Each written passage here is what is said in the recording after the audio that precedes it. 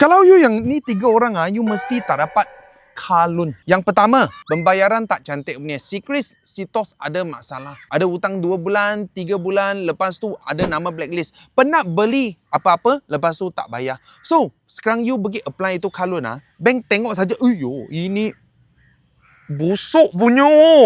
Pernah hutang banyak barang tak bayar punya. So, dia berani pinjam you. Mesti tak berani sebab dia pinjam you nanti you tak bayar, risiko dia tinggi, dia rugi wang Betul tak? Betul. Yang kedua, you punya dokumen tak cukup. You menyaga sendirilah, tak ada bank statement lah, tak ada company register lah, kerja sendirilah, kerja dengan company tu dia tak ada kasih slip gaji lah, gaji tak masuk bank lah, tak ada lesen lah. Ini semua yang tak ada dokumen lah. Dokumen tak cukup. Sebab apa? Sebab dia nak proofkan you betul-betul punya income ada ke tak ada. Kalau ada, bos akan kasih EPF Kenapa you tak ada EPF?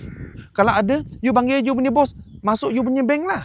So, you boleh proof bos you cakap gaji dia 5,000. So, you dapat gaji 5,000. So, yang ini dokumen tak cukup, bank pun tak suka. Yang ketiga, orang asing.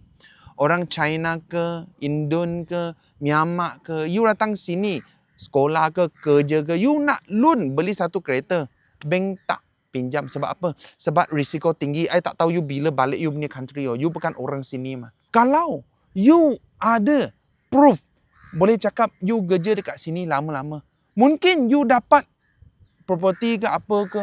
Mungkin lah. Bank dia berani. Family tak ada sini. So, cakap jalan, orang hilang saja.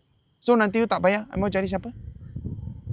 Kalau you ada satu local guarantor, okey lah. So, ini 3 benda bank semua tak dapat tapi jangan risau.